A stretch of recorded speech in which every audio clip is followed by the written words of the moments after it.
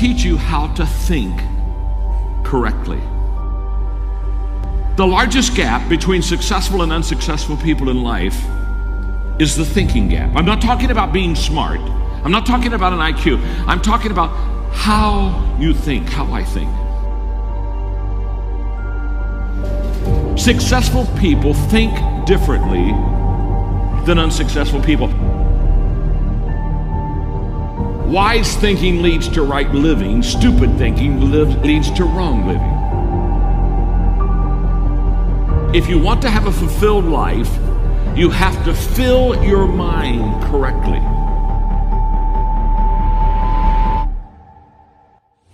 Right now, you need to focus on today. And what I realized so many leaders don't understand is that truly today matters. And we overestimate what we can do tomorrow. We over-exaggerate what we did yesterday, but we underestimate what we can do right now. The only time you have, the only time I have, is now.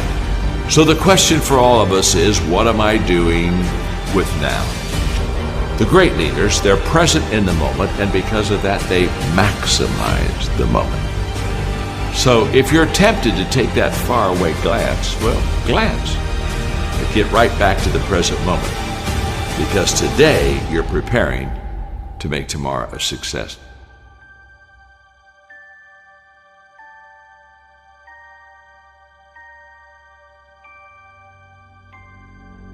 Well, we all want to be motivated, and yet so many times we fail to find the secret of motivation, and so let me give it to you quickly. Just do it. Motivation is not the cause of action. It's the byproduct of action. There's a lot of difference. If I think motivation is the cause of my action, then I'm going to wait to be motivated before I do something. But if I realize it's the byproduct of my action, then I'll start doing something. And then guess what? Motivation will come up and zap you, and all of a sudden you feel good and you're glad you're doing it. And you're saying, wow, this is truly wonderful. So let it be the byproduct of your life. Don't let it be the foundation for the actions that you take in your life. Nothing comes to you until you commit yourself. Nothing comes to you if you're just going to try, but you're not committed. Nothing comes to you if you're just thinking about it. It's not until you take the action step. It's not until you take the direction do the things start to flow through you. But I'm saying don't cheat yourself out of the possibility of the potential that's on the other side of commitment.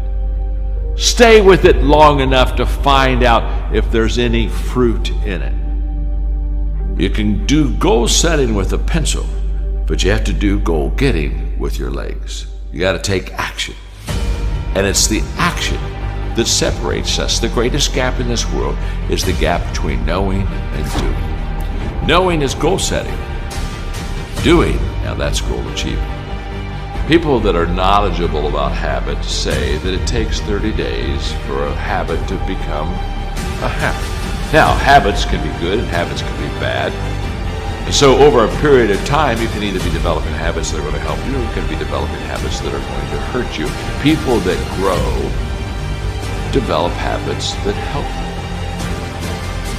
The great value of a good habit is you don't have to think about it. That's why it's a habit. In other words, once you begin to, over days and times and periods, begin to practice something that is good, after a while it becomes automatic to you. It becomes who you are. In fact, I always tell people, practice a good habit long enough to make it yours. And once it's yours, now it's automatic. Every day, you'll do what you should do. Often I have the expression that everything worthwhile is uphill. That's a fact. You've never heard someone talk about accidental achievements.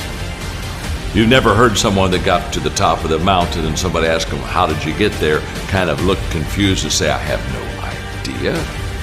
They know how they got there. The reason they know how they got there is because they had to walk all the way up the mountain. Nobody lifted them. There were no shortcuts. There's not an elevator. There's not an escalator. It's all effort that gets you to the top of the mountain. What I want you to understand is that inspiration does a lot better when it's coupled with perspiration. There are a whole lot of people, they want to be inspired in great things, but they don't want to do the hard work.